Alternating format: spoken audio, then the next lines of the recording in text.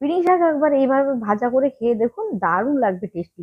আর তেতেও লাগবে না। এর জন্য পিড়িং শাক নিয়েছি, আর নরম যে অংশগুলো সেগুলো নিয়ে নিয়েছি। এটা কিন্তু মেথি পাতার সাথে গুলিয়ে ফেলে, সেই কারণে দেখিয়ে দিলাম। আলু, বেগুন আর দুটো বড়ি আর নিয়েছি লঙ্কা। তারপরে এভাবে ভালো করে ছোট ছোট টুকরো করে কেটে নিচ্ছি। আলুগুলো কাটা হয়ে গেছে, বেগুনগুলো নিশ্চয়ই বুঝতে পারছেন। আর যদি বুঝতে না পারেন তাহলে ফুল ভিডিও দেখে নেবেন। বড়িটাকে ভালো করে ভেজে তুলে নিলাম, তারপর শুকনো লঙ্কা আর পাঁচফোড়ন দিয়ে দেবো। এবার দিয়ে দিচ্ছি দুটো চেরা লঙ্কা, যে দুটো দেখিয়েছিলাম। তারপর লঙ্কা এখানে আলু দেওয়ার পর লবণ আর হলুদ দিয়ে আলুটাকে ভালো করে ভেজে নিতে হবে। একটু ভালো করে লাল লাল করে ভাজা হয়ে গেলে দিয়ে দেবো বেগুনটা। বেগুনটাও ঠিক ২ মিনিটের জন্য আঁচটা কমিয়ে রেখে ভেজে নিতে হবে। হালকা লাল হয়ে যাবে, তারপর দিয়ে দেবো শাকগুলো। শাকগুলো দেওয়ার পর এখানে কিন্তু আর কোনো রকম জল ব্যবহার করবেন না। একটু নেড়ে নিয়ে বড়িটা দিয়ে দিচ্ছি। বড়িটা দেওয়ার পর এবার আঁচটা কমিয়ে রেখে শেষ পর্যন্ত কিন্তু এইভাবে রান্না করে নিতে হবে। বারবার ঢাকনা খুলে নেড়ে দিতে হবে। আর এখানে জলের ব্যবহার করা যাবে না। বেশ ভাজা ভাজা শুকনো শুকনো হয়ে যাবে।